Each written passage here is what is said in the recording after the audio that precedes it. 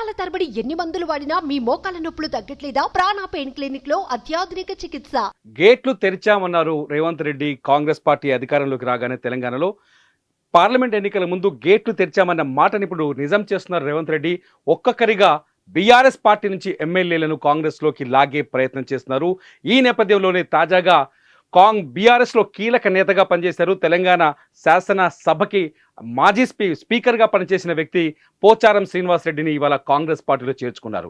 ఊహించని విధంగా ఎవరు అంచనా వేయలేదు పోచారం శ్రీనివాసరెడ్డి పార్టీ మారబోతున్నారని, ఇంత వేగంగా మారతారని కూడా ఎవరు ఎక్స్పెక్ట్ చేయలేదు. ఇది నిజంగా బీఆర్ఎస్కి షాక్ ఇచ్చిన సంఘటన. ఉదయమే పోచారం శ్రీనివాసరెడ్డికి ఇంటికి వెళ్లారు రేవంత్ రెడ్డి. హైదరాబాద్లోనే ఆయన ఇంటికి వెళ్లారు. రేవంత్ రెడ్డితో పాటు మంత్రి పొంగులేటి శ్రీనివాసరెడ్డి కూడా ఉన్నారు. ఇంటికి వెళ్ళి పోచారంతో మాట్లాడి వెంటనే కాంగ్రెస్ కండువా ఆయన మెడలో వేశారు. కాంగ్రెస్ పార్టీలో చేరిపోయారు పోచారం శ్రీనివాసరెడ్డి. పోచారం శ్రీనివాసరెడ్డి కాంగ్రెస్ పార్టీలో చేరుతున్నారనే విషయం బయటకు పొక్కేలోపే అక్కడ జరగాల్సినంత జరిగిపోయింది. పోచారం శ్రీనివాసరెడ్డి కాంగ్రెస్ పార్టీలో చేరుతున్న విషయాన్ని తెలుసుకొని బీఆర్ఎస్ నాయకులు కొంతమంది బాల్కా సుమన్ నేపథ్యంలో పోచారం శ్రీనివాసరెడ్డి ఇంటికి వెళ్లారు. అక్కడ పోచారం శ్రీనివాసరెడ్డిని కలిసేందుకు ప్రయత్నించారు. పార్టీ మారొద్దు అని మాట్లాడేందుకు ప్రయత్నించారు. కానీ అక్కడ పరిస్థితి ఊహించని విధంగా మారిపోయింది. బాల్కా సుమన్ని పోలీసులు అదుపులోకి తీసుకోవడంతో ఒక్కసారిగా అక్కడ బీఆర్ఎస్ కార్యకర్తలు ఆందోళనకు దిగారు. ఆందోళన జరుగుతున్న సమయంలోనే ముఖ్యమంత్రి రేవంత్ రెడ్డి పోచారం శ్రీనివాసరెడ్డి నివాసం నుంచి వెళ్ళిపోయారు. అక్కడ ఆందోళన చూస్తూనే వెళ్ళిపోయారు. ఊహించని విధంగా మొత్తానికి ఇదంతా ఇప్పుడు పోచారం ఇంటి ముందు జరిగిన సంఘటన కావచ్చు. కాకపోతే పోచారం శ్రీనివాసరెడ్డి కేసీఆర్కి అత్యంత సన్నిహితుడు. పోచారం శ్రీనివాసరెడ్డికి బీఆర్ఎస్ పార్టీలో అత్యంత ప్రాధాన్యతనిచ్చారు. పోచారం శ్రీనివాసరెడ్డి తిరిగి మొన్న విజయం కూడా సాధించారు ఆయన. అయినప్పటికీ కూడా పోచారం శ్రీనివాసరెడ్డికి పార్టీలో ఇప్పటికి కూడా సముచితమైన స్థానం ఉంది. ఉన్నప్పటికీ కూడా పోచారం మాత్రం ఊహించని విధంగా తన నిర్ణయాన్ని మార్చుకున్నారు. రేవంత్ రెడ్డిని ఇంటికి రావడంతో ఆయన పార్టీ ఏకంగా కాంగ్రెస్ పార్టీలో చేరారు. ఎందుకు ఇదంతా జరుగుతుంది అంటే మొదటి నుంచే చెప్తున్నారు రేవంత్ రెడ్డి. గతంలో ఏదైతే కాంగ్రెస్ ఎమ్మెల్యేలని రాత్రికి రాత్రే బీఆర్ఎస్ పార్టీ లాక్కుందో అదే పరిస్థితి తెలంగాణలో మళ్ళీ రిపీట్ అవుతుంది అనే మాట మొదటి నుంచి చెప్పుకుంటూ వచ్చారు రేవంత్ రెడ్డి. తనే స్వయంగా ప్రెస్ మీట్ పెట్టి గేట్ ఓపెన్ చేశాం, ఎవరొచ్చినా సరే చేర్చుకుంటామని చెప్పారు. ఏకంగా నిజామాబాద్లో కీలక నేతగా ఉన్నారు బీఆర్ఎస్ పార్టీకి. అట్లాగే ఎంతోమంది ఫాలోవర్స్ ఉన్నారు. సీనియర్ నాయకుడు, ఎంతో అనుభవం ఉన్న వ్యక్తి, గతంలో తెలుగుదేశం పార్టీలో కూడా మంత్రిగా పనిచేసిన వ్యక్తి, గతంలో టీడీపీలో పనిచేసిన వ్యక్తి, చంద్రబాబు నాయుడికి అత్యంత సన్నిహితంగా ఉన్న వ్యక్తి. ఆ తర్వాత బీఆర్ఎస్లో చేరిన తర్వాత కేసీఆర్తో కూడా అంతే సన్నిహితంగా వ్యవహరించారు. మంచి నాయకుడిగా గుర్తింపు పొందిన పోచారం శ్రీనివాసరెడ్డి రాత్రికి రాత్రి తన దేశాన్ని మార్చుకున్నారు. ఒక పోచారం శ్రీనివాసరెడ్డి మాత్రమే కాదు, అనేక మంది బీఆర్ఎస్ ఎమ్మెల్యేలు, దాదాపు మనకు అందుతున్న సమాచారం ప్రకారం మరో 13 మంది బీఆర్ఎస్ ఎమ్మెల్యేలు కాంగ్రెస్ పార్టీలో చేరబోతున్నట్టు తెలుస్తుంది. ఇప్పటికే ఈ సంఖ్య 3కి చేరింది.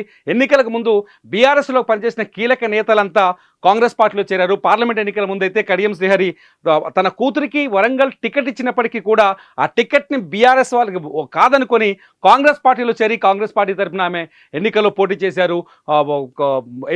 చేసి వరంగల్ నుంచి విజయం సాధించారు కడియం కావ్య.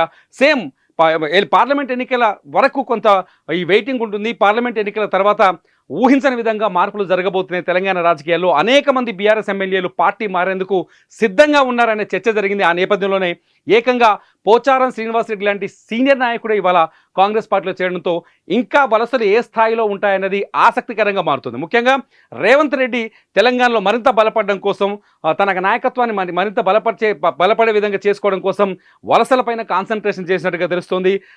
ఎవరైతే గతంలో కాంగ్రెస్ పార్టీలో, గతంలో తెలుగుదేశం పార్టీలో ఉండి పనిచేశారో, ఎవరైతే గతంలో కాంగ్రెస్ పార్టీలో ఉండి పనిచేశారో, ఆ తర్వాత బీఆర్ఎస్ పార్టీలో చేరారో, బీఆర్ఎస్ ఉన్న అధికారంలోకి వచ్చిన తర్వాత బీఆర్ఎస్ పార్టీలో చేరారో, వాళ్ళంతా కూడా తిరిగి మళ్ళీ కాంగ్రెస్ పార్టీలోకి వచ్చేందుకు ఆసక్తి చూపుతున్నారని, గర్వాపసి అనే యాంగిల్లో వాళ్ళు తిరిగి వచ్చేందుకు ఆసక్తిగా ఉన్నారనే సమాచారం, చర్చ రాజకీయ వర్గాలు నడుస్తుంది. ఈ నేపథ్యంలోనే గతంలో తెలుగుదేశం పార్టీతో కలిసి పనిచేసి ఆ తర్వాత బీఆర్ఎస్లో చేరిన పోచారం శ్రీనివాసరెడ్డి ఇప్పుడు కాంగ్రెస్ పార్టీలోకి వచ్చారు. ఇలా ఎర్రబెల్లి దయాకర్ రావు పేరు కూడా ఈ మధ్యలో వినిపిస్తోంది.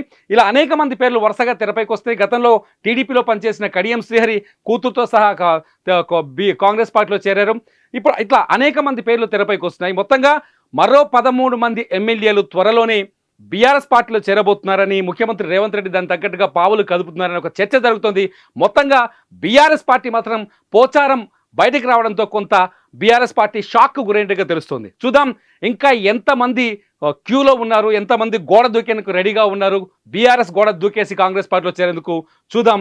మొత్తానికి తెలంగాణ రాజకీయం పార్లమెంట్ ఎన్నికల తర్వాత ఊహించని మలుపులు తిరుగుతోంది.